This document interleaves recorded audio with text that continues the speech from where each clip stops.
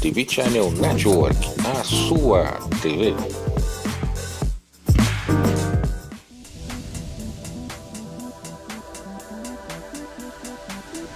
TV Channel Entrevista.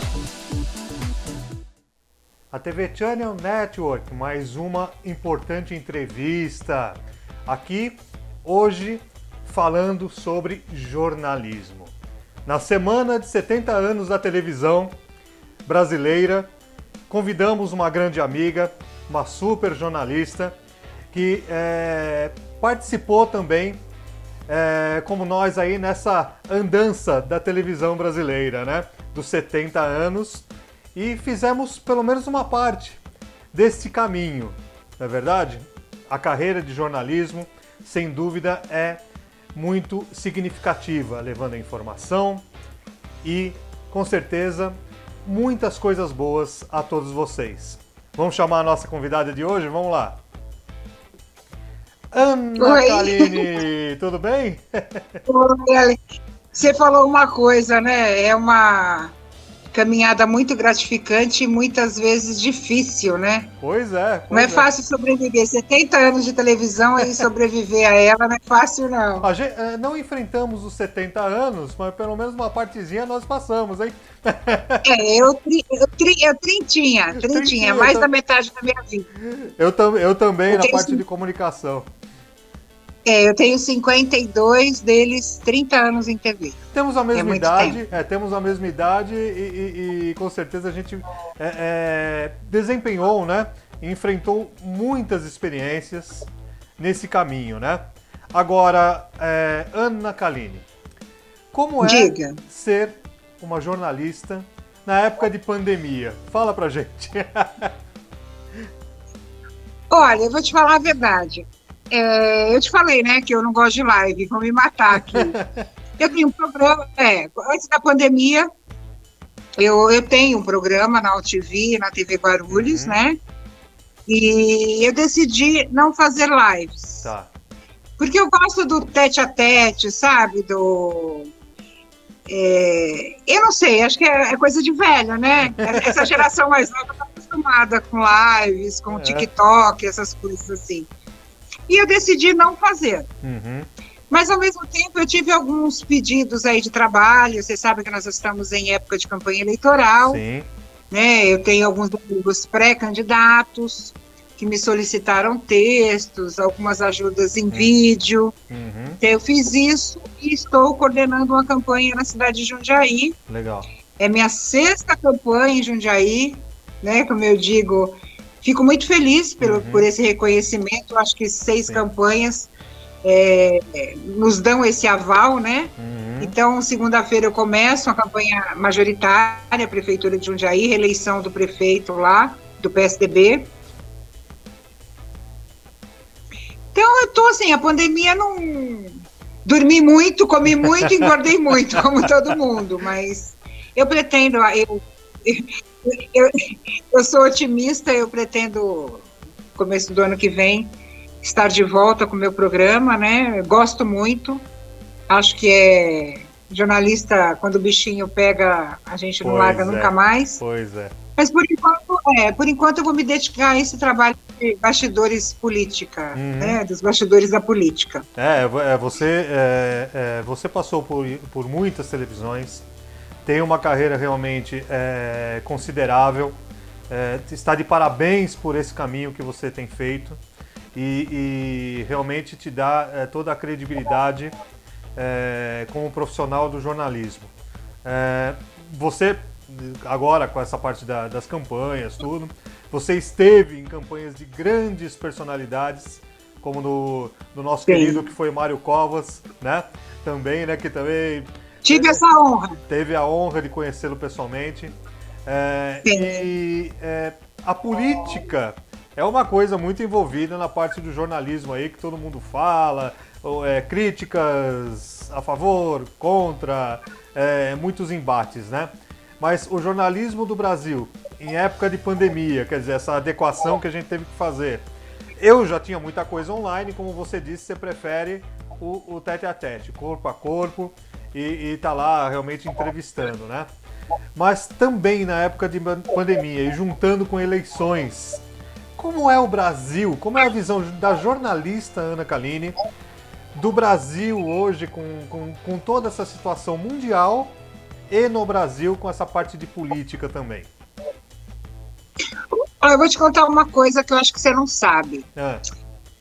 Eu nunca quis ser jornalista, né? Eu estava no meu quarto ano, eu estava no meu quarto ano de Direito, trabalhava com a minha mãe numa agência de turismo, queria ser promotora, fiz Damásio, eu estava no quarto ano, e você sabe que trabalhar com família é meio complicado, e tivemos uma briga, e por acaso eu tinha uma amiga que era produtora na TV Record, à época a Record ficava na Miruna, ali no aeroporto, e eu liguei, né? Não tinha nem celular naquela época, eu liguei, falei, Marta, tem emprego aí? Servir café, qualquer coisa, eu tô precisando, eu quero sair disso aqui, trabalhar com mãe é complicado.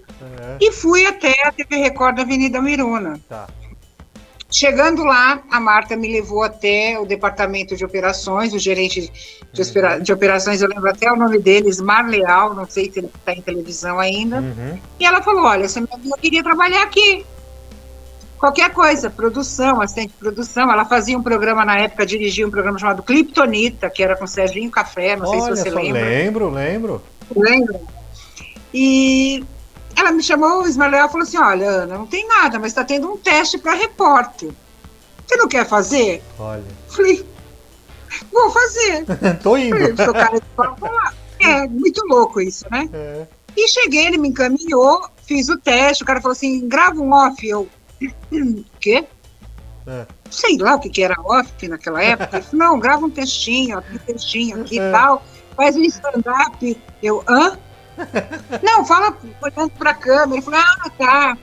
Fiz um texto, gravei, vim pra casa sem nenhuma pretensão, achei que, imagina, tinha um monte de gente lá, Acho que aí não me vou ligaram passar, da né? TV Record, dizendo que eu tinha sido escolhida. Olha eu só. acho que por ser crua, né, e pra... Não tem vícios. Era um programa que estava... e é o seguinte, eu peguei a Record na época da transição do Paulo Machado de Carvalho para o Bispo de Macedo. E eles queriam uma repórter para um programa chamado 25ª Hora. Não sei se você lembra disso. Lembro. Que era um programa na madrugada. Um programa que antecedeu o Fala Que Eu Te Escuto. Que era um programa feito pelos pastores, mas que tinham temas do cotidiano, né? Sim. E eles precisavam de uma repórter para esse programa. Eu aceitei. Quando eu fui, né, fazer o meu registro, o RH pediu meu MTB, meus documentos. Eu falei, filha, eu não sou jornalista. Olha. Eu não tenho MTB. Ela falou, então eu não posso te admitir. Só um minuto. E ligou para a pessoa que tinha me escolhido. Ele falou, se vira. Eu quero essa moça do 25ª Hora. E eu vou contar até uma coisa que agora passou, né? O tempo não tem mais questão de diploma, essas coisas. Me registraram como produtora executiva na época. Eu fui repórter, terminei o meu 4º ano de Direito e ingressei na faculdade de jornalismo no ano seguinte. Me formei em 91 em Direito e em 92 iniciei o jornalismo na FIAN, saí da FMU e fui para a FIAN. Acabei me formando, não fiquei na Record esse tempo todo, acabei saindo da Record.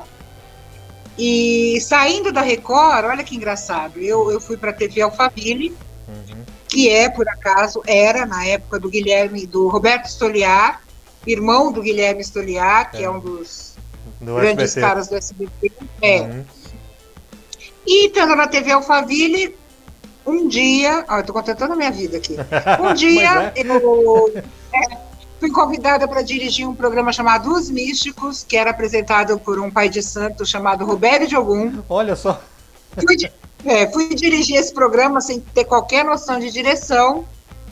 E eu tinha um programinha lá chamado Câmera Aberta, que eu fazia entrevistas com pessoas conhecidas que moravam em Alphaville. E por acaso nesse dia estava passando o meu programa quando o entrevistado do Roberto de Ogum seria Roberto Avalone. Olha só que E legal. o Roberto Avalone me viu no vídeo. Aham. Quando eu fui chamá-lo para entrevista, falou: seu Roberto Avalone, o senhor é o próximo. Ele olhou para mim e falou assim: ó, não é você que estava no vídeo? Falei: sou eu. Aí ele olhou para mim e falou assim: você já fez futebol? Olha como é que é a minha vida. Né? Eu falei: não. Ele falou: estou precisando de uma repórter para fazer futebol. Olha só. Eu falei: segunda-feira você passa na Gazeta para conversar lá. Eu falei: ah. Conversei com o Roberto e conversei com o Valentino Guzzo. Olha só. Que era o diretor do programa do Roberto. Uhum. Eu tive grandes pessoas no meu caminho. Sim. E falei para o Valentino, Valentino, eu recebi essa proposta. Ele falou: Ana, não pensa duas vezes, sai daqui e vai para a TV Gazeta fazer futebol. Claro. E eu fui, na segunda-feira eu fui conversar com o Roberto Avalone, conversei com a Fátima Ruggieri, que era na época, e é até hoje, né? A Fátima continua lá na Gazeta. E eu fui ser repórter de futebol. Fiquei um tempo lá, gostei da experiência. Não é minha praia, porque eu acho que é a mesmice, né? Treino sempre, nada muda. Então isso foi me cansando um pouco, até que eu recebi o convite para fazer política. E fui fazer a campanha do Medeiros governador, à época. Não era o Mário, ele era adversário do Mário Covas. Uhum. Fiz o Medeiros, perdemos a eleição, óbvio. Conheci Belisa Ribeiro, que é, para mim, a melhor jornalista de todos os tempos. Fez boa. O Collor. Muito boa. Apresentadora da Globo, uma professora. E a Belisa gostou de mim e falou: olha, eu vou fazer um segundo turno no Piauí. Você não quer ir comigo? E eu fiz rádio, tá? Para o Medeiros, eu cuidei da assessoria da parte de rádio. Que legal. E a Belisa fez. Eu gosto muito de rádio. Você só fez assessoria, nunca me não trabalhou em rádio? Só assim, mais ou menos. Eu trabalhei numa agência de notícias chamada Rádio 2, que eu acho que é a mais conhecida hoje, que distribui notícias para o Brasil inteiro. Mas assim, rádio não. Fiz uma participação à época na Rádio Imprensa. Quando eu trabalhei com o Medeiros, eu saí da campanha do Medeiros, fui para o Piauí, perdemos o Piauí, voltei para São Paulo e o Medeiros me convidou para trabalhar com ele na Força Sindical. E a Força Sindical tinha um horário, o Sindicato dos Metalúrgicos, na Rádio Imprensa. Tá. Então eu fiz algumas participações nesse programa, né? Tinham uns metalúrgicos que faziam o programa e eu fui dirigir e acabei fazendo algumas participações, mas rádio não. Tá. Saindo do Medeiros, eu fui convidada a trabalhar com o Mário Covas. Foi aí que começou a minha relação com o Mário Covas. Fiz a reeleição do Mário Covas. Eu falava para a Dona Lila, né, que infelizmente a Dona Lila nos deixou faz pouco tempo, que as duas mulheres que ele via ao acordar eram ela e eu, né? Ele acordava com ela e eu estava com café na mesa do governador. A gente fazia rádio, eu cuidei da parte de rádio também. Tá.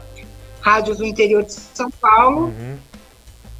E foi uma escola para mim, uma escola, você falou de política, né?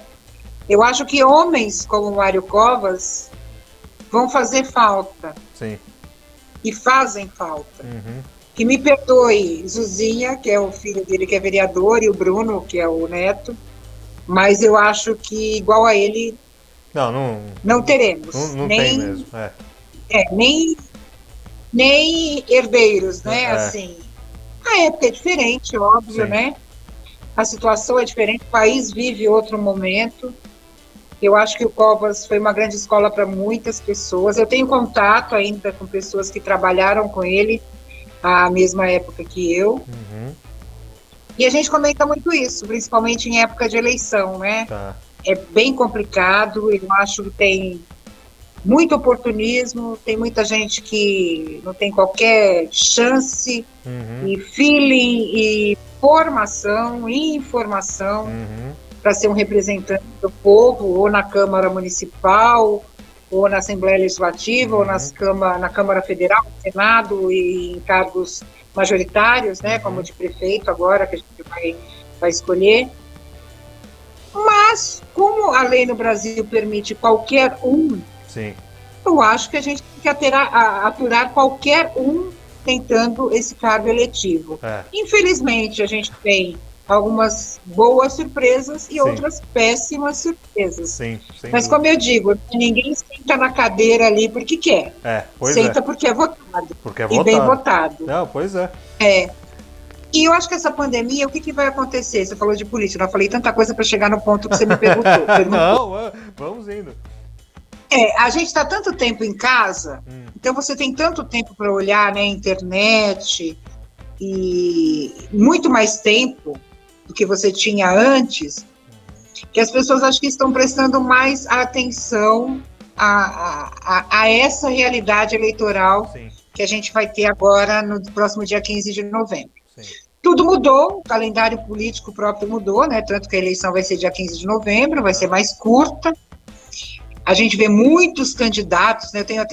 Dou muita risada quando eu vejo algumas postagens assim, nunca falou comigo, agora que é pré-candidato, vem conversar comigo. É assim mesmo. Mas eu acho que é a oportunidade das pessoas terem conhecimento de quem é quem. Sim. Porque essas pessoas que estão pedindo voto na internet, com certeza elas têm um perfil.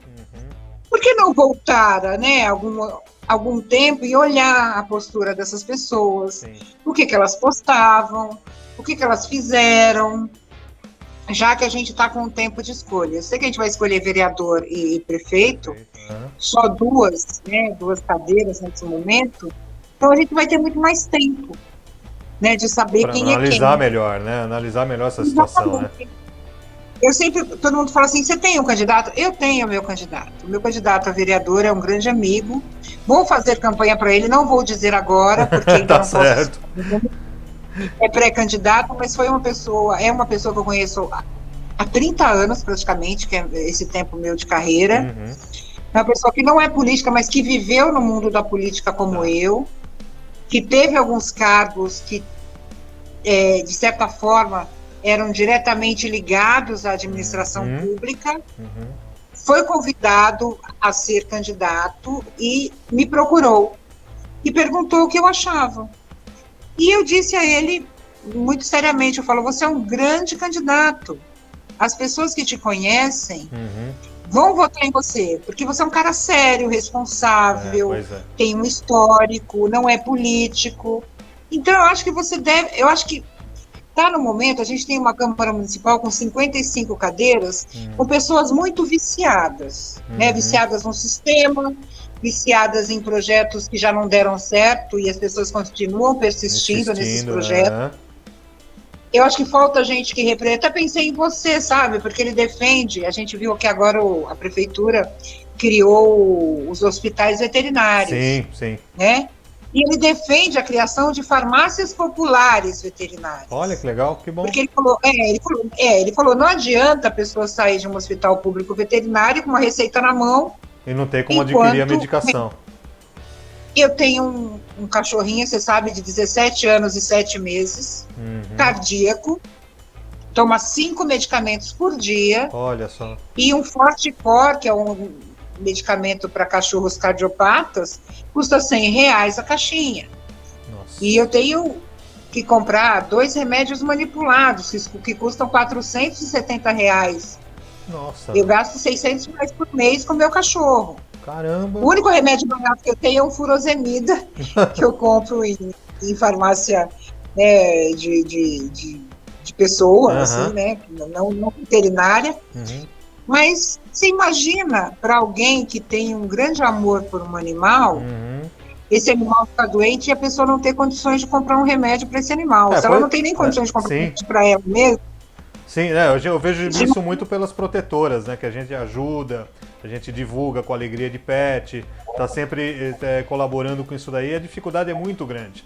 Então, quanto mais facilidades aparecerem, melhor, sem dúvida.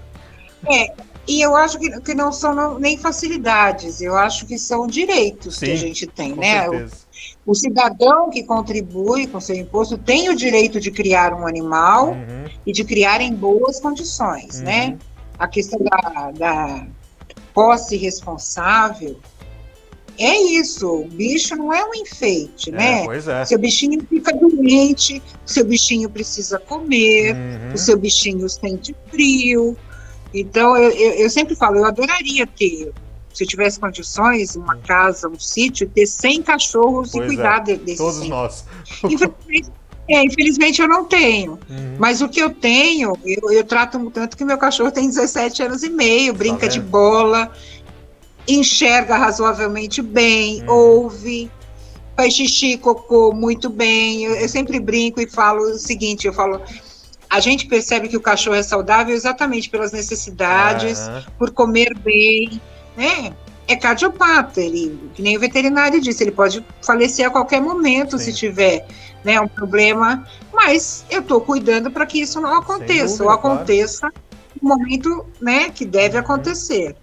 Então, é um cara que eu vou apoiar. Eu nunca abri, Ale, meus votos para cargos proporcionais, porque como eu trabalhei na Assembleia Legislativa por 16 anos, fui apresentadora na TV, é isso que eu ia falar. Trabalhei com 94 deputados de partidos diferentes e fiz muitas amizades com deputados de partidos diferentes, né? Uma coisa é uma coisa, outra coisa é outra coisa. E sempre que me perguntavam, eu falava, gente, por até, como é que eu posso dizer? Responsabilidade. Sim. Eu não posso assumir o meu voto. Claro que eu tinha o meu candidato, votei no meu candidato a deputado estadual, é candidato hoje, estou dando essa dica, mas eu não podia, né, não pude assumir esse voto, mas agora estou fora da Assembleia desde 2015, não estou na Câmara Municipal, né? Então eu acho que tem uma eu liberdade, posso, né? sim, Liberdade de expor isso, né? Tenho liberdade e acho que essa coisa de ser jornalista imparcial passou. Eu acho que o jornalista hoje, como formador de opinião, tem que colocar suas opiniões. Isso está acontecendo muito, né, Ana? Porque essa briga da direita e da esquerda, do centrão, não sei o que mais, né? Muito se fala isso, não, o jornalista de direita, o jornalista de esquerda, se luta muito pelo conhecimento, pelo Ibope, sim, claro, obviamente, né? Que muitos pegam o rabo do cometa e vão no que tiver brilhando mais, entendeu? Também, né? Mas eu posso te falar qual que é o nome desse jornalismo de hoje? Fala. Jornalismo cidadão. Tá. É um jornalismo cidadão. Por quê? Porque a pessoa tem o direito de falar, você tem que... Eu lembro quando eu fazia futebol, eu sou palmeirense. Fala do outro time. E assim, o Avalori foi um cara que sempre assumiu que era palmeirense, né? Ele sempre é. E nem por isso ele perdeu a credibilidade por assumir o time. Muito pelo contrário, quantas vezes ele criticou o Palmeiras e chegou a ser até persona não grata no clube, né? Sim. Na época do Mustafa Contursi, eu lembro que era a época que eu estava lá. Então eu acho que o jornalismo que coloca que é a favor do Bolsonaro, ou que é a favor do Lula, ou que não torce para ninguém, acha que o Brasil tem que ter uma nova opção, eu acho que é o jornalismo cidadão. Sim. A liberdade de escolha, né? A liberdade de escolha, a liberdade de expressão. Eu acho que esse momento exige muito a nossa responsabilidade, assumir, né? O que a gente está defendendo, é óbvio. Sim. Que nem eu falo, é muito fácil você criticar, né? É muito fácil você falar mal de um ou de outro. Eu acho que todos têm as suas qualidades e os seus defeitos. É muito difícil você ver um jornalista falar assim, pô, o Lula foi legal nisso. O Bolsonaro foi legal nisso e o Lula foi legal nisso. O Bolsonaro é ruim nisso e o Lula foi legal nisso. Eu acho que a gente tem que parar... Peraí, deixa eu fechar aqui um negocinho que abriu. Eu acho que a gente tem que parar com a política do quanto pior, melhor. Eu acho que a gente tem que entrar no momento da política quanto melhor, melhor. Se é o Bolsonaro que está lá, se é o Lula, se é a Dilma, se é o Alê, se é a Ana Kaline... Se funcionar, não importa. Bom, né? A gente tem que torcer para que funcione. Sim. Que 100% não vai ser nunca. Nunca vai agradar gregos e troianos. Sempre vai estar faltando. Então, eu achei... realmente, eu sou jornalista, eu não gosto de falar em política, porque eu fico um pouco de longe vendo, principalmente nessa época que tivemos essas últimas eleições, desse confronto. Eu achei que foi tão desnecessário isso de perdas de amizade, de discussões, de brigas nas redes sociais. é xingamento daqui, dali. Eu acho que isso daí não era o caminho. Não era o caminho. Não era o momento e não era o caminho, né? Para se achar realmente uma solução e para falar, não, colocou uma outra opção lá, vamos esperar para ver o que acontece. Não, o pessoal já sai matando um ao outro e acabou a conversa. Eu acho que isso daí foi desnecessário. Essa é a minha opinião. Né? Foi uma perda de tempo. Você sabe que eu perdi uma amiga, porque ela não aceitava que eu não colocasse, assim, eu vou te dar um exemplo prático do que aconteceu comigo. Eu gostei do Mandetta como ministro da Saúde. Tá. Achei um cara legal. Eu não coloquei eu não vi o Mandetta como o Mandetta do Bolsonaro, do governo Bolsonaro. Eu vi o Mandetta como ministro da Saúde. Sim, sim. E nas ações que o Mandetta estava fazendo para a área da saúde. Gostei. E coloquei. Coloquei, ela veio. Como ela era bolsonarista, achou o máximo. Nossa, você é a favor? Eu falei, não estou a favor do Bolsonaro. Eu estou falando da atitude do ministro responsável, tal. Quando o Mandetta saiu, que eu falei, que pena, né? O Bolsonaro perdeu um ministro que, sabe, pelo menos eu achava que era responsável, que era um cara que estava indo bem. Ela acabou comigo. Como? Falei, peraí. Pois é. Você defendeu o Mandetta comigo. Por que você tá... porque ele traiu, porque... Eu falei, é política. Infelizmente, ali, tem o lado da política. Sim. O cara não é... A pessoa não está pensando no que ele fez como ministro da Saúde. A pessoa está pensando o que aconteceu. A quem ele é ligado. A quem ele é ligado. Sérgio Moro. Então. O Sérgio Moro foi um deus para um monte de gente. De repente o Sérgio Moro saiu, a própria Joyce, né? A gente vê umas coisas que eu acho que as pessoas estão virando fanáticas. Sim, fanatismo não é positivo em nenhuma área, nem política. Porque, Ana, a gente, com tanto tempo de vida que a gente já tem, já passamos de meio século bem vividos, né? Mas a experiência do jornalismo também que a gente viu o Brasil passar por cada coisa e por tantas coisas, né? Foram tantos governos e desgovernos, foram tantas prefeituras mal feitas e bem feitas, né? Foram tantos jogos de interesses que vimos acontecer, né? E agora fica a ladainha, né? Esse não presta, aquele não presta, aquele gosta das armas, aquele gosta não sei do que, entendeu? Nossa, eu acho que se tornou improdutivo o pensamento político dessa forma, se tornou improdutivo para o Brasil essa divisão, né? Porque, como você falou, a gente tem que lutar pelo bem comum do nosso país, do nosso estado, da nossa cidade, né? Mas as pessoas não pensam assim, ela se tornou realmente um fanatismo, né? Virou vício, aquela coisa do eu preciso desse cara, preciso não sei o quê, depois se decepciona, fica aí. Eu tenho medo disso, eu tenho muito medo disso, então... muito. Porque assim, eu acho que a gente tem que ter a coerência de ver o que é bom e o que é ruim. Né, o que está dando certo e o que está dando errado. Né? Bolsonaro não é Deus, Lula não é Deus. Né? O Mário Covas não foi Deus. São homens falíveis. Né? Eu acho que existe a questão da governabilidade. Começaram a criticar o Bolsonaro. Olha como é que é engraçado. Né? A época que o Lula foi presidente, o povo criticava o Lula porque o Lula se aproximou do Congresso para ter condições de governabilidade e se aliou a partidos que ninguém nunca imaginou que o PT fosse se aliar, como o PMDB, por exemplo. Ué, o Bolsonaro não se aliou aos partidos e não estava conseguindo governar. Ele se reaproximou do Congresso com o Rodrigo Maia, que ele tinha uma relação totalmente estremecida, e ele está conseguindo governar, né? Aprovar algumas leis que são necessárias. Gente, a gente tem que pensar num país como um todo. É claro. Não é? Pô, porque o Lula se aproximou do PMDB? E por que o Bolsonaro se aproximou do Democratas? Por quê? Porque é necessário para ele ter condições de governar. E depois saem as notícias assim, né? E o povo gosta e briga por isso e espalha cada vez mais, né? Ele está traindo o próprio discurso. né? Quer dizer, não, é a necessidade, é o que é necessário para se fazer alguma coisa, né? Então esse... Não, se for falar em traição, né, Ale? Nossa, o que a gente vê?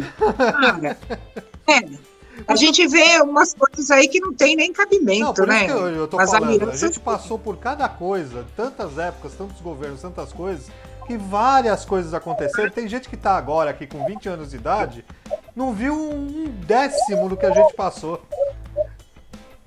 Não viu. E que quer dar opinião, quer dar opinião e brigar, ir pra rua, quebrar coisa, pôr fogo nas... Gente, o que... Assim, eu sou às vezes um pouco radical.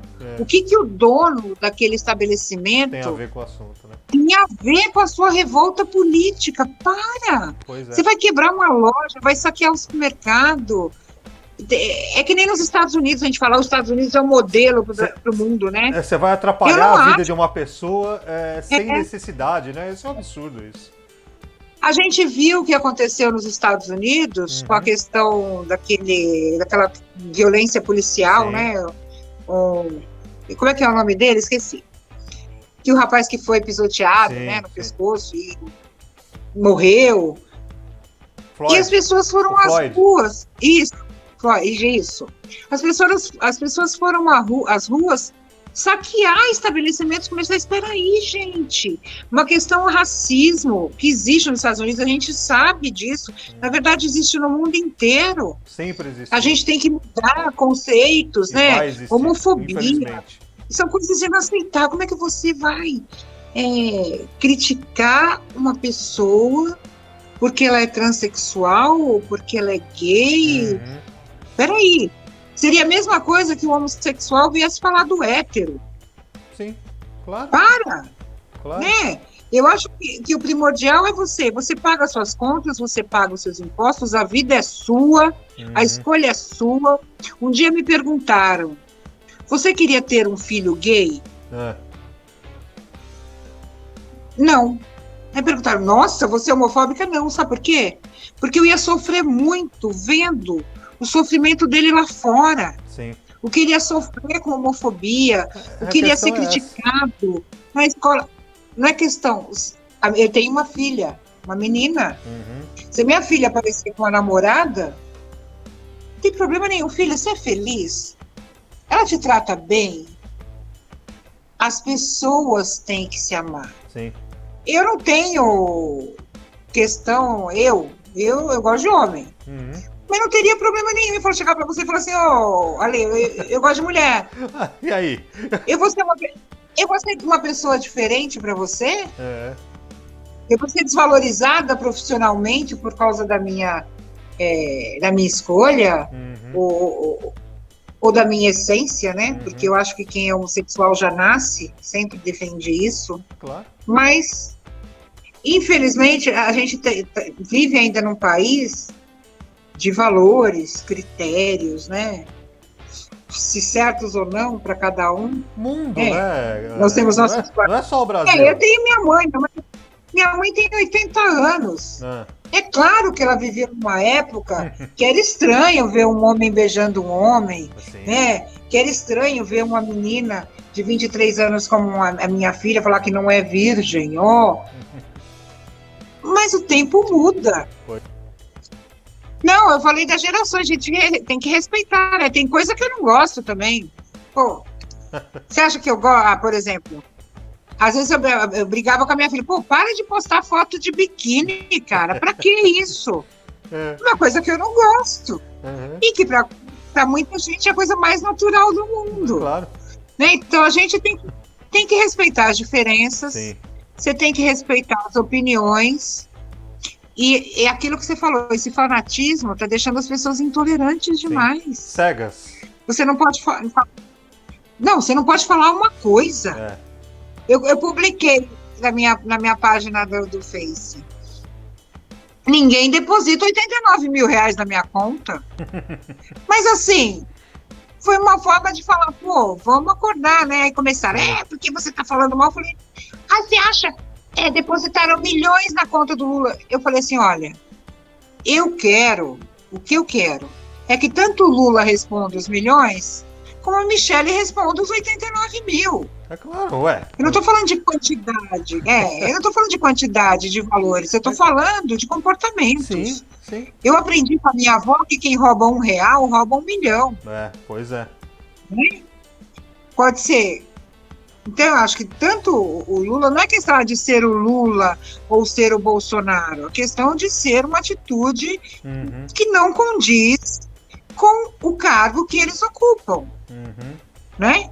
E se aparecer 89 mil reais na minha conta, ninguém vai saber. Ninguém vai saber. Eu não sou uma pessoa pública, né? Você não é uma pessoa pública no sentido... lugar que eu não vou contar pra ninguém, né? Você é uma pessoa pública de um lado, mas você não é uma pessoa pública que cuida das necessidades de um povo inteiro, né? Quer dizer, isso é feio até pra Não, eles, e não fui eleita. E não fui eleita por um povo a quem eu devo satisfações, né? Pois é. Tem essa coisa. Eu acho o seguinte, eu tenho um amigo que eu amo de paixão, que é bolsonarista fanático, eu não posso falar nada. Eu falo, gente, vamos parar com isso. Sim. Né? Vamos ser responsáveis e não fanáticos. Você está em cima do muro. Não, eu quero o melhor para o Brasil. Se o Bolsonaro conseguir o melhor para o Brasil, eu vou aplaudi-lo. Se ele não conseguir, eu vou vaiá-lo. Qualquer um que estiver, né, ou no governo de São Paulo, ou na prefeitura de São Paulo, ou no governo federal, tem que fazer o melhor para o Brasil. Se não fizer, claro, não merece o meu elogio e não merece o meu aplauso. Eu tenho minhas convicções, eu tenho...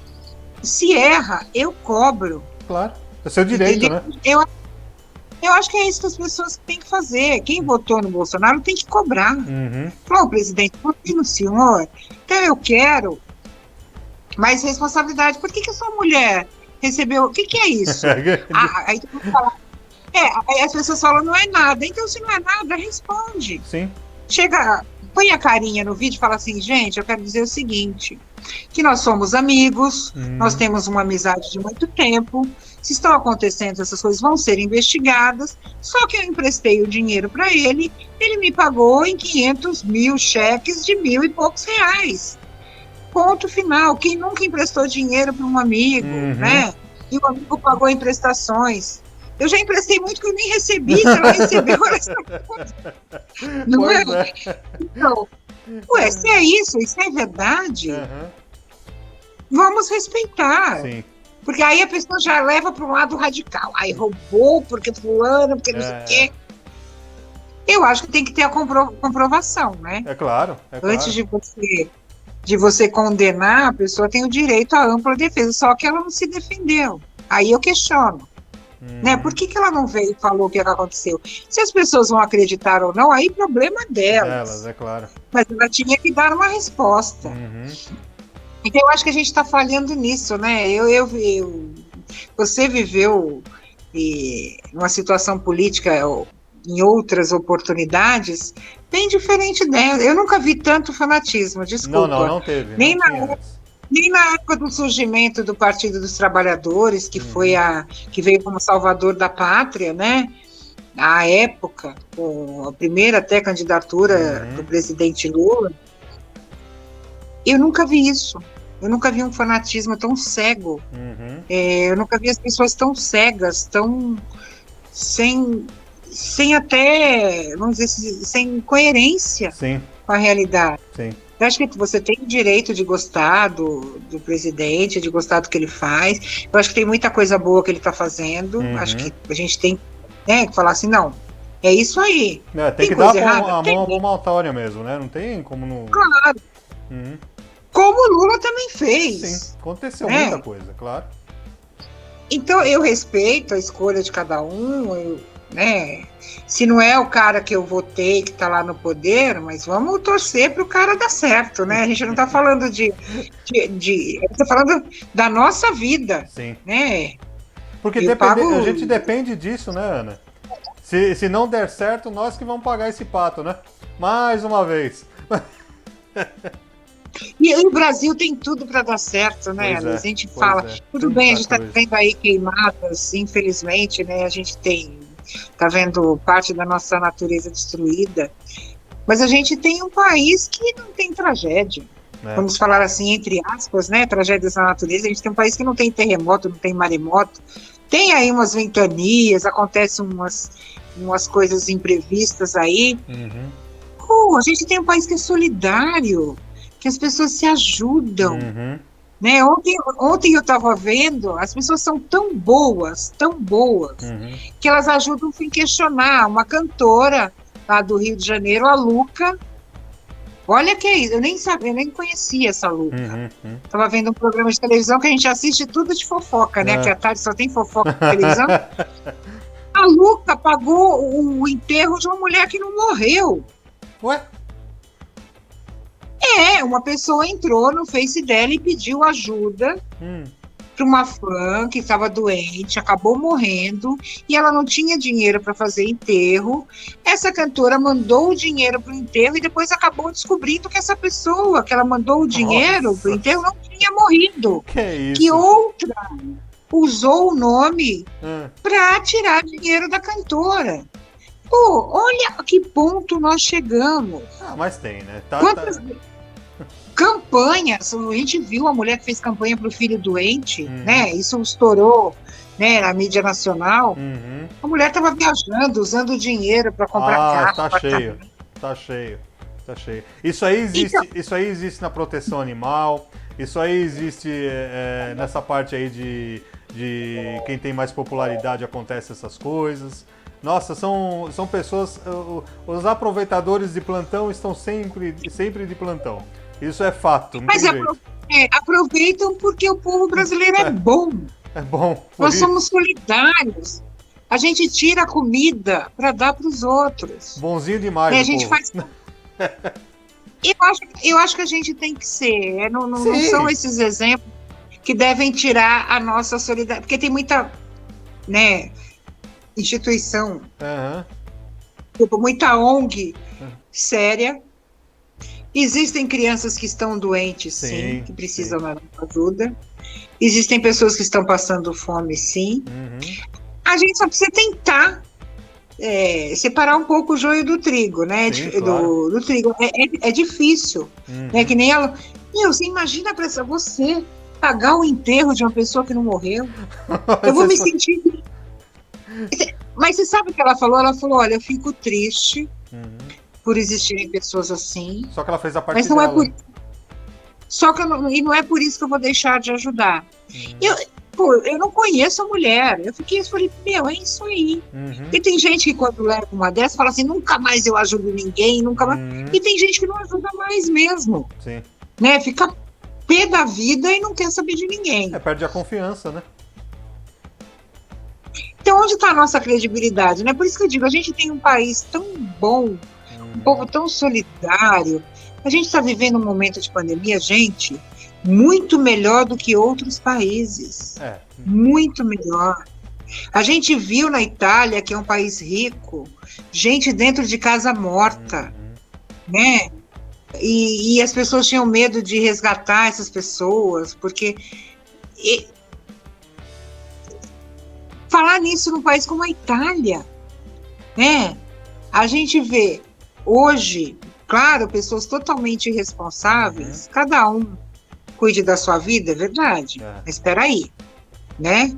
Cada um cuide da sua vida, mas nesse momento a gente tem que pensar no outro. No outro também, claro. Porque a gente está trombando com outros. Eu não vou dizer para você que eu não saio. Eu saio, vou ao supermercado, vou fazer as minhas coisas, estou indo para Jundiaí, recebo amigos em casa, vem um amigo com um casal jantar comigo. Hoje veio uma amiga almoçar comigo, querida. Mais restrito, né? De forma mais restrita e cuidadosa, né? Eu tenho uma mãe de 80 anos. Então, pois é. Imagina como é que eu vou ficar se por acaso minha mãe tiver uma Covid, né? Pegar esse vírus, eu vou pôr a culpa em mim, é óbvio. É claro, né? é claro. Ou em alguém que eu trouxe. Então, as pessoas precisam ter um pouco de consciência com relação a isso. De uma forma assim, ok, né? Mas a gente enfrenta, né? Semana passada eu denunciei um lugar aqui próximo com uma quantidade absurda de pessoas, com a presença das pessoas entrando sem máscara, no lado de fora com inúmeros carros sendo estacionados, é barulho, é reunião, é tudo. Nossa, foi um negócio absurdo. Você liga para as autoridades, eles só anotam e falam, verificaremos em 24 horas. Eu falei assim, como assim? Em 24 horas? Aqui 24 horas pode não haver nada. Vocês vão verificar o quê? Já acabou. Aí no dia mesmo, passou um carro da Polícia Militar, devagarzinho, viu a bagunça toda, não fez nada. Hoje, por exemplo, está tendo reunião começando de novo, em pleno sábado que estamos gravando. Está começando de novo a gandaia da bagunça. E passou um carro da GCM e também não fez absolutamente nada. Quer dizer, é complicado você também fazer a sua parte, você não vê que os outros não fazem, né? Eu acho o seguinte, continue fazendo a sua parte. Sim, então, nós continuamos. Cada um, você vê, né? A gente viu um cantor sertanejo aí que tirou sarro, foi pra UTI. Pois é. Mandou pai e mãe pra UTI, depois ele veio pedir desculpa. Então. É aquela coisa, se não aconteceu com você, né? Por que eu vou me preocupar? Então, eu me preocupo a partir do momento que aconteceu comigo. Tá errado. Né? Eu acho que a gente tem que se preocupar para que não aconteça nem comigo, nem com você. Nem com ninguém, a gente não quer que aconteça. E essa coisa, as pessoas não pensam. Né? A gente tem uma coisa muito assim, individualista. Eu vi Agora eu estou assistindo mais televisão do que nunca. Teve uma festa, não sei se no Guarujá, com várias embarcações, né? E o cara tirando nota de R$50 no mar. Nossa. Pô, o povo tá passando fome, cara. Tá sobrando, meu amigo. Pega esses R$50, leva para uma instituição de caridade. Dá para uma pessoa na rua mas isso que não tem o que comer. Isso daí são atitudes, que a gente tá falando de atitudes aqui, né? Não só do lado político, mas são atitudes que realmente são ofensivas ao próximo, né? Ofensivas às pessoas que estão precisando. A postura das pessoas que não querem usar máscara. Então, é isso que eu tô falando. O cara entrou na sorveteria, o outro na farmácia. Gente, o que custa colocar uma máscara? Não custa nada. Fala pra mim, dói? Dói o quê? E tem gente que acha ruim se o comerciante pede, por favor, não dá pra entrar sem máscara. Tem gente que xinga o comerciante. Eu vi isso. Aqui perto de casa eu vi. Você não viu, cara? Você viu pessoalmente, eu vi na televisão, o cara queria quebrar a sorveteria da mulher. Não, tem um cara que falou, eu só quero entrar, só quero comprar. O cara falou assim, não pode entrar aqui no estabelecimento sem máscara, é ordem. A gente corre o risco de ser multado, tudo. Então não compro mais aqui. Se mandou sem máscara. Você só fica olhando. Não, o cara pode ter perdido um cliente. Mas ganhou mais segurança, né? Com relação à saúde dele. Pois é. Então essa pandemia tinha que ser um momento de reflexão, gente. Sim. Você vê, não tem escolha, né? Os países ricos e pobres, as pessoas estão morrendo. Acabou as diferenças de carros de luxo ou carros simples, de bolsas caras, de vestidos caros, de ternos impecáveis, né? Isso acabou muito, porque sinceramente é uma grande frescura, né? Então a gente provou que todos somos iguais. Eu adoro sapato e bolsa. Eu tô falando assim que essa valorização. Não, entendi. Valorizar isso, né? Como ponto principal para você ser feliz, tá provado que não é mais. Você entendeu? Não. Então tem gente que não se importa porque não tá aí consigo mesmo, né? Então essa é a minha opinião, né? A grande alegria hoje é você estar vivo. Sim. Sim. Eu perdi muitos conhecidos nessa pandemia, muitos amigos. Eu perdi um grande amigo, o Rodrigo Rodrigues, com 45 anos. Então, jovem. Cara, no auge da carreira jornalística. Jovem. Eu tinha acabado de falar com ele, eu tinha falado com ele há 15 dias. E brincando, ele falou, putz, Ana, fui diagnosticado com Covid, vou ter que ficar em casa, vou fazer live. Fez um monte de live legal, porque ele cantava. Falou, passando isso, vem me visitar. Falei, vou. No outro dia, passado 15 dias, o cara foi pro hospital e não voltou. Não voltou mais. Tá aí. Sabe? 45 anos. Outra amiga minha, 56 anos, jornalista, assessora de imprensa, gente finíssima, bom caráter, a pessoa que ajudava todo mundo. 30 dias no UTI, não voltou.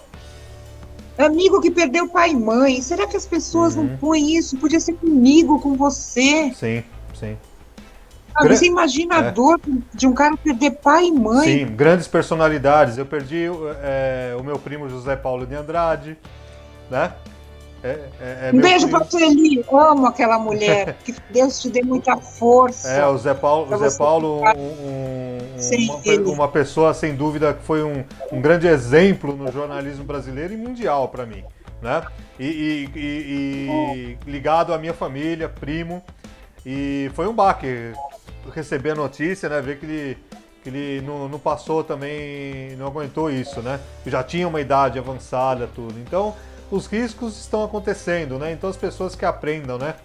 Que tomem ciência realmente da necessidade de se precaver, de se proteger. Se proteja para proteger quem está do seu lado. Essa é a questão. E o outro, né? Até então, o desconhecido, por que não? Você tem a sua mãe de 80, né? Que você falou? Então, 80 a minha tem 85, é o mesmo jeito. A minha tem 85 anos, do mesmo jeito. Né? Então... Tem um faniquito aqui para querer sair de casa, tudo é óbvio, né? Segurar a veinha não é fácil, mas eu te digo o seguinte, o que é pior, né? Quando a gente fala dessas mortes, é ouvir o seguinte, ele já era velho, né? É ruim ouvir isso. Morreu, não estava na hora dele, gente. Ele não morreu na hora dele. Eu tenho certeza de, morreu na hora. Não. Eu tenho certeza que o Zé Paulo tinha muito mais tempo de vida. Sim. Cara lúcido, ativo, né? O organismo velho, sim, que não aguentou um vírus, sim. Claro. Pena, se não existisse o vírus, Zé Paulo ia viver mais 10 anos brincando. Sem dúvida. Então a gente começa a falar, menos, né? Menos. Vamos pensar. Menos. Só tá morrendo velho, só tá morrendo gente que tem doença, que já ia morrer mesmo. Tá vendo? Não agora. O Rodrigo não ia morrer agora. Pois gente, 45 desculpa. anos, que é isso, da vitalidade que tinha o Rodrigo, das coisas que ele fazia, no trabalho que ele tinha, é um negócio fantástico. Né? Então porque ele era obeso, mas obesidade mata quando ela é mórbida, né? Quando ela desencadeia outros tipos de doença. E nem o Faccioli ficou internado 5 dias. Ficou. Faccioli é obeso, hipertenso, diabético. Eu falava pra ele, filho, você tá mal, hein? O cara saiu. O cara saiu desse hospital 5 e ficou com medo. Sim, claro. Sabe? Ele é meu amigo pessoal. Eu mandei uma mensagem para ele, eu ouvi o Faccioli chorar, com medo. Ele falou, Ana, eu quero ver minha filha crescer. Olha só. Eu quero ter você na minha vida ainda, eu quero que você tenha muito momento o Faccioli é a mesma faixa de idade, né? O Faccioli tá acho que o Faccioli deve ter uns 5'4".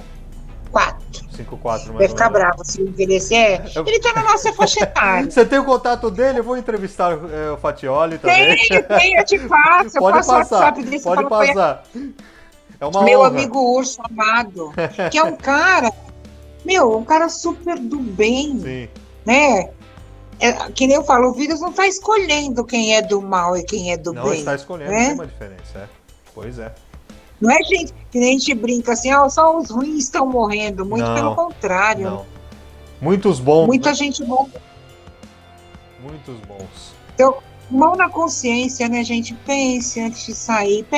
O que custa pôr máscara, passar um álcool gel na mão, chegar em casa. Eu vou te falar, às vezes eu vou na feira aqui, eu chego em casa, eu guardo as coisas e falo, minha mãe, não chega perto, só amanhã. Pois eu tenho preguiça de limpar as coisas, higienizar. Sim. Que é uma coisa que chega uma hora que você fica de saco cheio. Claro. Mas assim, eu não deixo ela chegar perto das coisas que eu comprei, né? Eu cheguei já, porque eu já peguei, né, nas coisas, mas eu falo para ela, não, você não deixa aí, amanhã você vai mexer nisso. Porque enche o saco, é verdade. Claro, eu até entendo. Esse processo é cansativo, né? Você sai, tem que se limpar, você sai, não sei o quê. O meu filho tem 17 anos, ele saiu para ver um negócio aqui do lado. Ele volta para casa e ele põe a roupa para lavar. Mas tem que ser neurótico mesmo, eu acho que nesse momento com 17 anos, né? Eu tenho uma de 23, eu tenho uma de 23 que não é assim, não. Ela às vezes entra, vai tomar banho, tira a roupa ali, que ela faz ginástica aqui na frente. Que eu acho que a gente tem que deixar os nossos filhos viverem, né? Sim, com cuidado. Sim, com cuidado. Mas tá tomando cuidado, faz ginástica, faz as coisas dela, vai atender os clientes dela, que ela tem uma empresa de comunicação audiovisual, ela tem que atender, tem que trabalhar. Mas peraí, né? Deixa viver, mas toma cuidado, eu brigo. Vai tomar banho, não pega na sua avó, para de beijar. É muito agarrada a avó dela, então eu fico meio receosa com esse com esse approach dela, mas o resto, meu amigo, vamos ser otimistas que nós vamos sair dessa, se Deus quiser, o mais rápido possível. Não, sairemos, com certeza. Agindo certo, a gente não se arrisca e protege a gente e o próximo e sai dessa, com certeza. Ana. Amém. Oi. Você falou da Assembleia, né? O programa, quantos anos você ficou na Assembleia? 16. 16 anos. De 99 a 2015. 16 anos, né? Um programa na TV Assembleia, né? Na Lesp, né? Na TV Isso. Na Lesp, né? E você desenvolveu os trabalhos lá de entrevistas, tudo principalmente com o pessoal, como você disse, ligados à própria Assembleia, né? Ou recebia outros convidados lá de outros assuntos, outras coisas. A gente tinha, é muito legal, porque a TV Assembleia teve duas fases, né?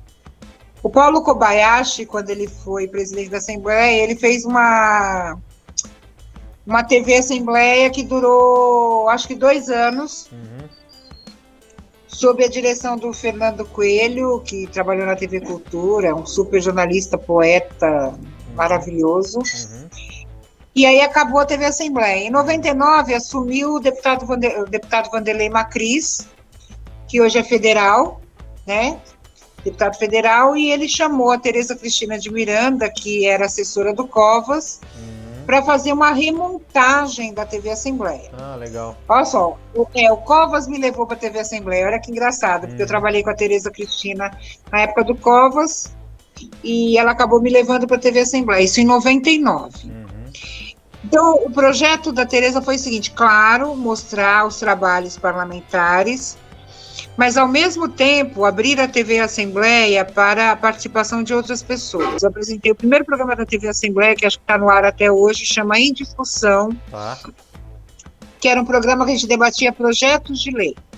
Então, ia o deputado, o autor do projeto, e pessoas de fora ligadas àquele assunto. Por exemplo, eu debati um programa de um projeto de lei sobre câmeras de monitoramento. Então, a gente levava, para a questão de segurança pública, eu levei o autor do projeto, na época foi o deputado Jorge Ato, que também não está entre nós, chamei uma pessoa especialista em segurança pública para explicar como funcionam essas câmeras de monitoramento, as centrais, etc. Peguei um representante de uma comunidade que tinha um alto índice de criminalidade, para ele dar opinião se seria positivo para a região dele, e a gente pegou uma pessoa da própria Secretaria de Segurança Pública para ver a viabilidade do projeto, ou seja, o governo teria condições de monitorar um estado como São Paulo, né, de colocar câmeras de monitoramento. Algumas cidades já têm. Jundiaí, por exemplo, é um modelo de monitoramento. Tanto na é muito legal. E teve uma redução, não com essa, já vem de outras administrações da cidade de Jundiaí. Eu acho que é um programa chamado Olho Vivo, se eu não me engano, que teve uma redução de criminalidade muito significativa com as câmeras de monitoramento. Eu tinha outro programa chamado Saúde e Vida, que participavam deputados esporadicamente, só deputados mais médicos, porque a gente falava de temas médicos, então eu entrevistava muito mais pessoas ligadas profissionais da medicina, à área da medicina. A gente falava sobre puberdade, a gente falava sobre menopausa, a gente falava sobre obesidade, hipertensão, diabetes. Legal, então, bom. sempre era um programa de utilidade pública. Eu apresentei outro programa chamado Agora é Lei, que já os projetos, depois de aprovados, quando sancionados pelo governador, e viravam lei, a gente começava a falar sobre a viabilidade mesmo da implantação da lei, né? Como que essa lei iria ser aceita. Muitas vezes iam pessoas contra a lei, o que era legal, né? Para dar um balanço, assim. E apresentei um programa, apresentei vários. E apresentei outro programa chamado Manchetes Online, que era um programa diário, que era uma cópia do Jornal da Tosse da Record, você lembra? Lembro. Que sentavam lá Hélio Ansaldo. Sim. Assistia aqui com meu pai. Quando eu estava na Record, eu adorava chegar, quando eu tinha horário lá para o meio-dia, que eu entrava meio-dia e meia, só para passar no estúdio, para ver o pessoal, porque eu achava o máximo aquele programa. Olha, que legal. Achava o máximo. E aí na TV Assembleia, eu dei a ideia, eu falei, vamos pegar, eu acho que as pessoas querem saber a opinião dos deputados sobre as situações do cotidiano. E era muito legal, era diário, ao vivo, esse programa eu fazia ao vivo. O jornal também se apresentou, né, na Lesp. O jornal da Assembleia, eu apresentei em algumas ocasiões só, quando faltava apresentadora, porque sempre, no começo, a gente tinha... Nossa, eu vou me lembrar de todo mundo, peraí. Zé Carlos Bernardi apresentou, foi da Rede TV. Até chegar o Sérgio Everton, passaram alguns. A gente teve... Não vou lembrar. Até chegar o Sérgio Everton, que hoje é apresentador do jornal. Sim. Era ele, aí passou a Raquel saiu, entrou a Silvia Garcia, que é, por acaso, a esposa do Sérgio Everton, né? A Silvia que... a Silvia fez... O Sérgio Everton passou pelo Aqui Agora, né? Globo Esporte. A TV Assembleia tinha um povo bem... Eu falo que a TV Assembleia tinha jornalistas que passavam credibilidade, né? Não eram pessoas jovens, né, no meio, eram pessoas já com uma certa experiência. Porque é complicado, viu, Ali? É complicado você estar numa TV política com várias ramificações, né? Partidos diferentes, é claro... Você precisa tomar cuidado com o que você fala. O edital, né? O editorial. A gente nunca teve qualquer tipo de censura, tá? Eu até brincava. Uma vez eu encontrei o governador Geraldo Alckmin e ele falou assim para mim: para de falar mal de mim, brincando. E eu falei: governador, eu não falo mal do senhor, eu falo mal do seu governo. Assim, e não era falar mal, era às vezes crítica. Falava, pô, o governador falou isso, por que não aconteceu? E até ele não falou por mal, ele falou brincando. Mas assim, nós nunca fomos cerceados, sabe? Por quê? Porque a gente tinha partidos de situação e partidos de oposição. Então eu podia fazer questionamentos tanto aos partidos de oposição quanto aos partidos de situação. É claro, para você levar esse esclarecimento ao público, né? Claro. Às vezes tinha manchetes falando mal do governo. Teve o caso da merenda.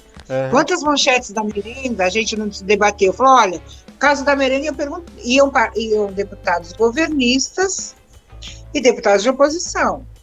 Os deputados defendiam o governo, os de oposição metiam o pau no governo. E eu fazia os questionamentos e a mediação. E muitas vezes eu perguntava para o deputado de situação, poxa, o governador disse que essa situação não existia. Acabaram descobrindo contratos assinados por ele que comprovam que a situação existia. Sim. Então, a gente colocava fatos para que todos os deputados debatessem, né? Então, era um programa que eu adorava fazer. Porque ao mesmo tempo eu saí um pouco da questão, né, totalmente política, porque tinha matérias de comportamento, tinha matérias de economia, né, não eram só projetos. E a TV Assembleia não ficou focada em plenário, Tá. né, que é uma coisa que é chata. Uhum. Não é legal você ficar ouvindo o discurso toda hora de deputado. Mas tem que passar, as pessoas têm Sim, que acompanhar. claro. A TV Assembleia, eu vou te falar uma coisa que eu não escondo de ninguém. Eu acho que nós tivemos uma TV Assembleia no começo, era bem raça, sabe? Porque a gente não tinha estúdio. E a Tereza queria que a gente fizesse as coisas.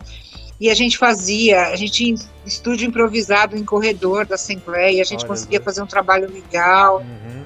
Eu fiquei na Assembleia durante 2 anos por uma produtora. Depois a Assembleia fez um contrato com a TV Cultura. Fiquei 11 anos pela TV Cultura. Olha só. Que foi extremamente eu ia perguntar isso para gratificante. você, né? Se você tinha passado pela TV Cultura. Mas você ficou ligado à TV Cultura na Assembleia. A TV Cultura acabou sendo minha patroa, né? Mas eu prestava serviços na TV Assembleia. Eu continuei na TV Assembleia. Tá. Quando saiu a TV Cultura, entrou uma fundação. E essa fundação não manteve a qualidade que a cultura conseguiu, vamos dizer assim, montar. Né? Então, muita gente saiu, né? Olha só. Muitas pessoas saíram, não por salário, ou por remodelagem, ou...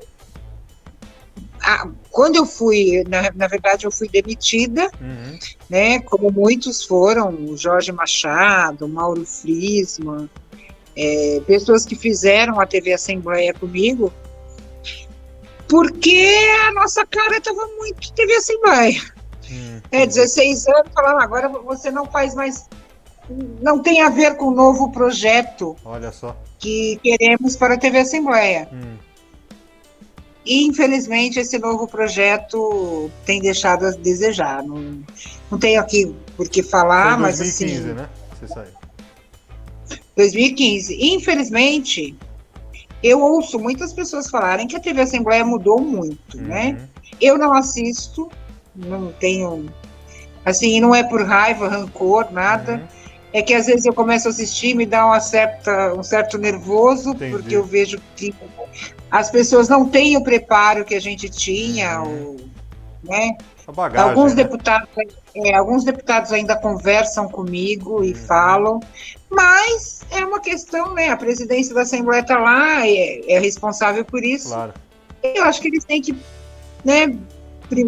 Muita gente fala assim, quase ninguém vê a TV Assembleia. Eu tinha muito retorno ali, muito. Então, tá vendo? Às vezes eu ia, assim, era um público segmentado. Eu tinha professores, funcionários públicos, né, pessoas que atuam no governo, o próprio governador assistia exatamente para ter uma noção do que estava acontecendo. Então a gente tem um público totalmente qualificado e segmentado. Então, você fala assim, quase ninguém vê, eu acho uma coisa meio... E funciona muito bem para deputados do interior, porque acabou... A TV Assembleia, estado, né? ela acabou... Vai para o estado inteiro e acabou dando oportunidade de criação de TVs nas câmaras municipais. Muitas câmaras municipais têm TV Câmara, né? Não só São Paulo, mas outras cidades. Mas, infelizmente, a gente sabe que, né? Nem tudo se mantém, né? Pois é. Umas coisas melhoram e outras pioram. Então, pois é. São caminhos, né? Decisões, né? Que são tomadas que a gente não espera, né? E é assim que tem que ser, né? Infelizmente é assim que acontece. E da AltV? Da AltV você começou logo que saiu ou não? Nada, eu vou te contar outra história que você não sabe. Eu já trabalhava na TV Assembleia, eu tenho um amigo que eu amo de paixão, que é um super escritor.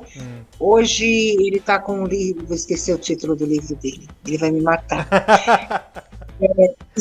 Chama-se Zé Paulo Lani, que é um cara para você entrevistar. Eu acho que o livro dele chama-se Jesus disse que não existe. Ou Deus disse que não existe, alguma coisa assim.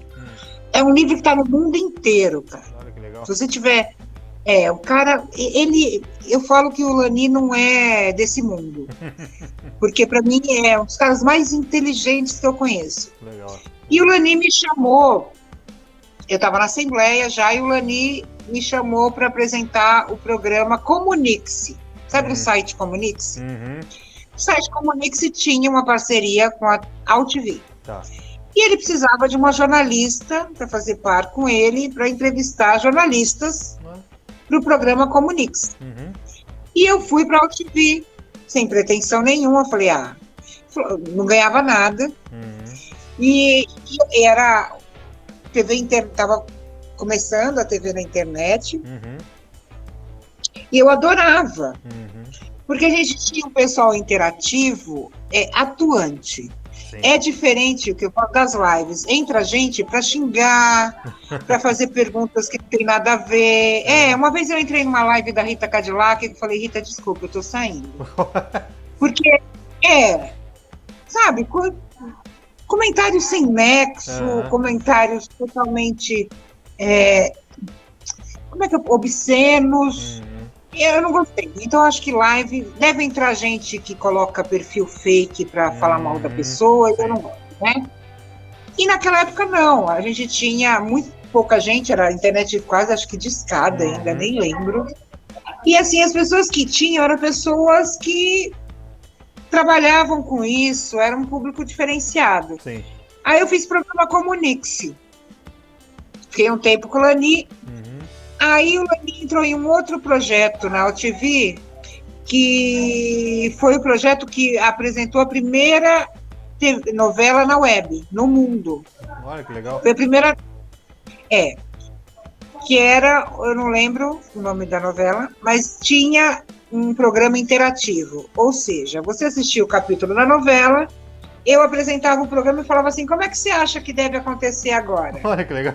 Então, as pessoas davam opinião e o escritor era legal, porque o programa não era capítulo diário, eram capítulos semanais.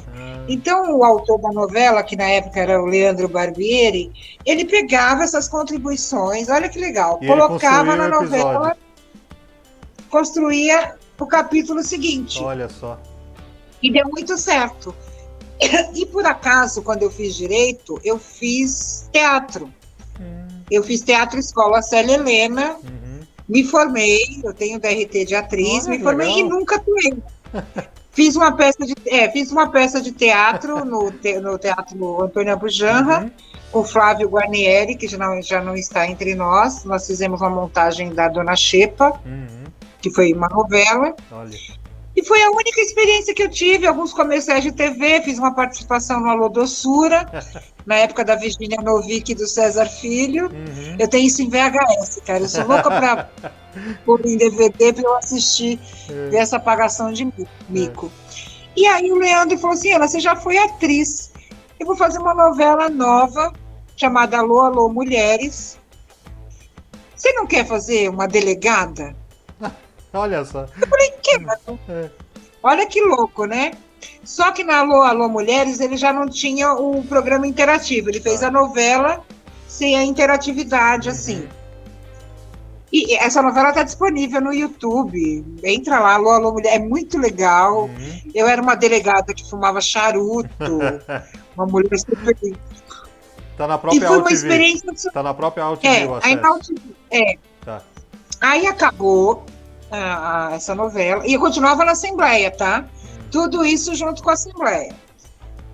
Porque a gente gravava novela de madrugada, né? A gente ele não tinha recursos. Tá. Era uma câmera, gravava a mesma cena 3 vezes para ter 3 ângulos diferentes. Era uma coisa bem legal, aprendi muito. Aí acabou a novela, aí o Luquete me chamou e falou, Ana, você vai parar? Eu falei, não. Eu tenho uma amiga, ela faleceu, que era minha sócia, a gente tinha uma empresa de comunicação que trabalhava na Assembleia, Isabel Ortiz. E a Bel, eu falei, Bel, vamos fazer um programa feminino na AltV? Chamava Todas, e a gente só entrevistava mulheres. Olha. Dos mais diversos segmentos. E a gente fez esse programa durante sextas-feiras. Antes disso, eu apresentei um programa chamado AltV Debate com Fernando Lancha, que foi um jornalista do Estadão. Isso que é currículo, viu? Eu apresentava esse programa todo dia com o Lancha, e a gente entrevistava deputado, eu já estava na Assembleia. Era fácil para mim, porque eu chamava os deputados, eles iam. O Todas, aí depois eu parei com a AltV, não estava conseguindo conciliar, e fiquei só na Assembleia.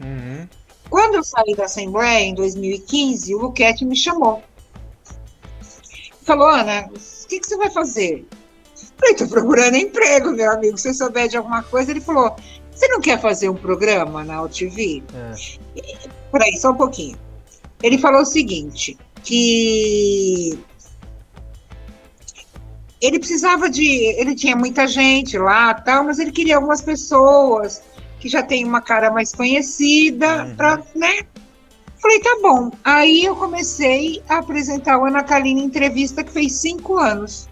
De 2015 até agora, 2020. Então, são 5 anos. Eu parei na pandemia.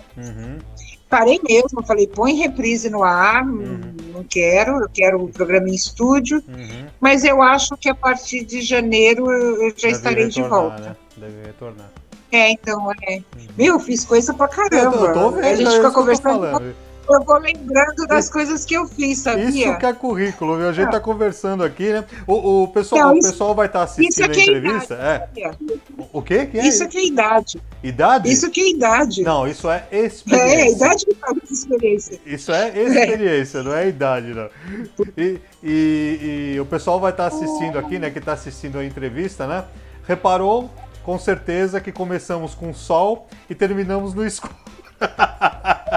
Gente, e de tanta experiência televisiva, né, que Ana Kaline tem. Olha, a gente tá 1 horinha aqui, né? Tá bastante. E o legal é isso, o legal é que a gente tem assunto, o legal é que são histórias reais, experiências reais de uma jornalista, né? Experiências reais de uma jornalista no Brasil. Olha lá, um belo título, hein? Você sabe que só falta eu escrever um livro, né? Mas é uma coisa que eu quero fazer. Pois é, faça, porque com certeza você atuou, você apresentou, você já foi delegado em novela, você já trabalhou em várias televisões, você já tem experiência na Web TV, né? Tudo, né? Só falta você montar a sua Web TV. Futebol. Não quer montar a sua web? Imagina, quero não. Eu não tenho muita paciência para essas coisas, mas me convidando, pode contar, eu adoro falar. Eu falo para meus amigos que têm programa, eu falo, pode me chamar. Só não me chame para lives, mas para live entrevista. Não. Se você fizer gravado, você participa, com certeza, né? Mesmo sendo por aqui, eu faço né, como estamos fazendo, você com certeza faria, né?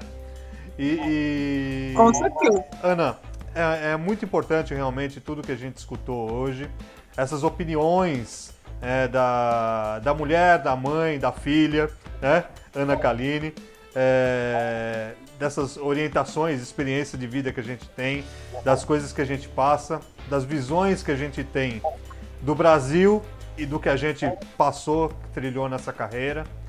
E a gente quer agora, para encerrar a nossa entrevista, né? Vamos encerrar a nossa entrevista. Eu quero que você diga ao nosso público alguma coisa que você queira como encerramento, de ideia, de frase, de experiência, que você queira passar a todos nós para encerrarmos a nossa entrevista. Por favor. Eu agradeço, adorei, foi um papo super gostoso. Eu adoro falar de mim, né? Aquelas coisas bem... Na verdade, eu adoro trocar experiências, né? Eu acho que é isso que é importante. Eu vou aproveitar que o momento é eleitoral, né? Diferenciado, porque a gente vive essa pandemia, sem esquecer que a gente tem que continuar se cuidando.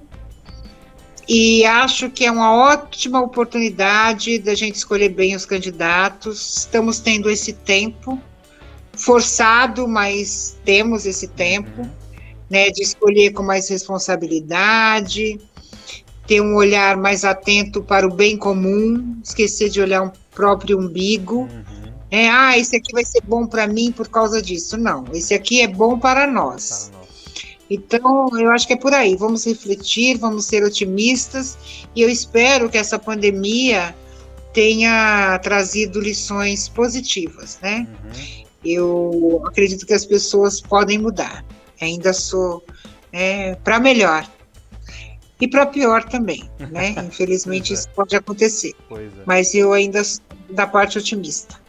É isso. Vamos continuar aí, né, acreditando no Brasil, esse país maravilhoso que nós tivemos a sorte de nascer nele, de viver nele, né? Então vamos cuidar dele. É isso que eu falo. Obrigada, viu, Ale? Um beijo. Não, eu que agradeço. Sem dúvida nenhuma, é uma honra ter você aqui. Com a experiência que você tem, com o caminho que você teve no jornalismo, para mim é uma honra realmente estar te entrevistando. E quem ganha é quem nos acompanha aqui na TV Channel Network, com certeza. Tá bom? Muito obrigado, um grande beijo para você. Um beijo para você, um beijo para todo mundo. Fique com Deus. Até a próxima. Aí. Fique com Deus. Tchau, tchau. Amém. Amém. Tchau. Tá aí, ó. Ana Calini, experiência no jornalismo, na vida profissional, que está aqui para vocês na TV Channel Network. Hoje, nessa entrevista muito legal, um bate-papo de vários pontos, vários assuntos e com toda a história e experiência de Ana Calini. Tá legal? Um grande beijo, um grande abraço a todos vocês. Inscrevam-se no nosso canal da TV Channel Network. Vem pra cá.